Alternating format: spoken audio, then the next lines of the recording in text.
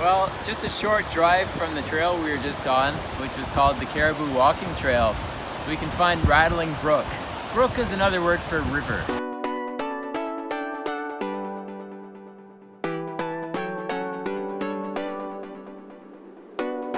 Right now in spring, you have this super chilled water flowing down the side of the mountain. Half of a waterfall up here is frozen and half is liquid. This is super fresh water. I'm gonna have a drink here, I think. It looks pure, beautiful, and it's just a shallow. It's going right out to the ocean right there. So we're gonna go through the trees here. Again, we're walking on a few feet of snow. It's very deep. When you fall the odd step, if you don't step right, you go in deeper. I just did one about right here. My foot went down to there. So it brings you up, elevated. So we're walking through the mid-level of trees. We're seeing parts of trees that normally would be over our heads as we hike through this area. We're gonna get to some stairs. It's a really easy hike. It's only about 5 minutes. We'll climb up the stairs and take you on a really nice view of this waterfall that starts Rattling Brook. Follow me.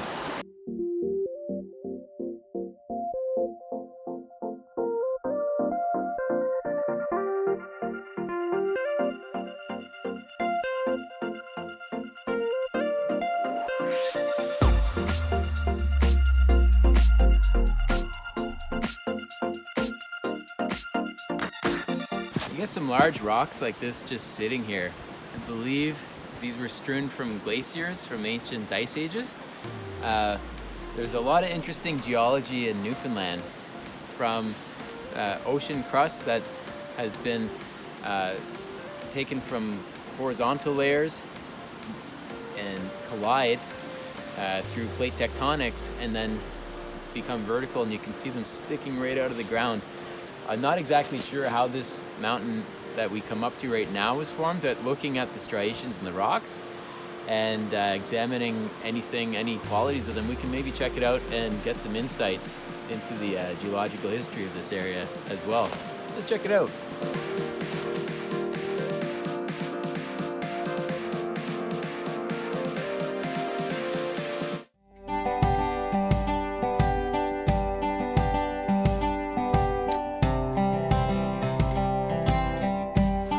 Almost there. As I look off to the sides here, I can see some of the waterfalls starting, and see the cliffs along Notre Dame Bay. And you can see how much snow is here. Even on the trail, there's still like a foot. When you walk, you feel like a giant. I can hardly reach the railings. So it's a really interesting time to visit this time of year. Beautiful.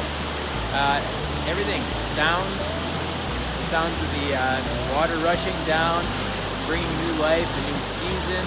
Very cool. It's rejuvenating.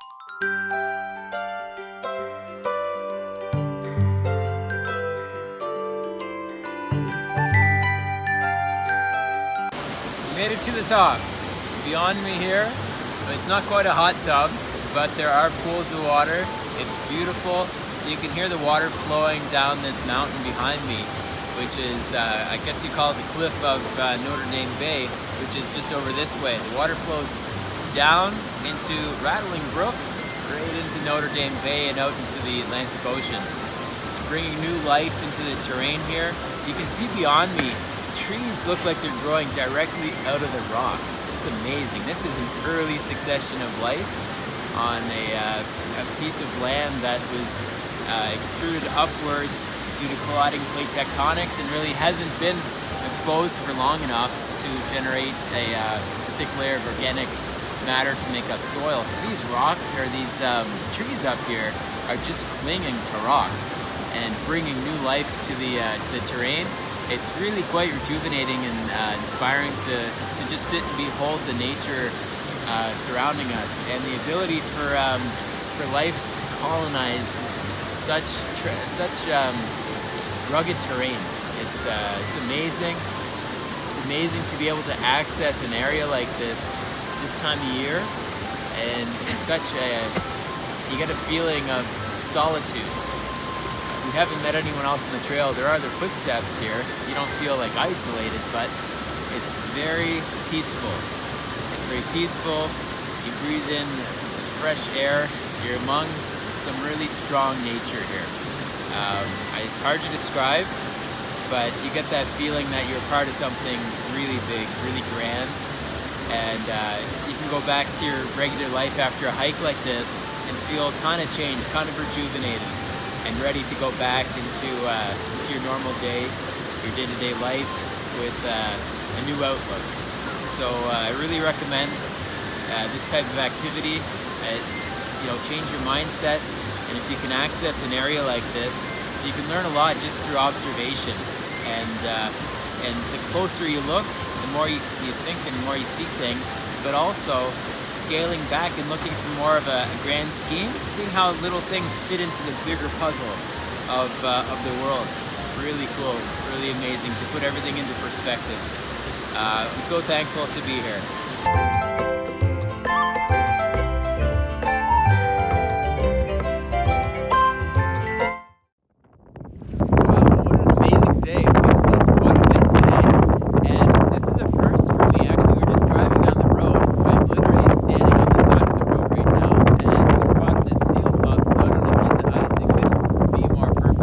This type of seal appears to be a harp seal. Harp seals are very plentiful in the waters surrounding Newfoundland. It's normal to see them this time of year on a piece of ice, perhaps not this close to the bay or shore though. Usually they're a bit farther out away from the land as a strategy for protecting them, because once the mother gives birth to the young pup like this, they're stranded on the ice until they're able to swim, which takes more than 2 weeks. Usually after birth, the mother will nurse a young pup like this for approximately 12 to 14 days, and then she herself will jump in the water and swim off to find a new mate.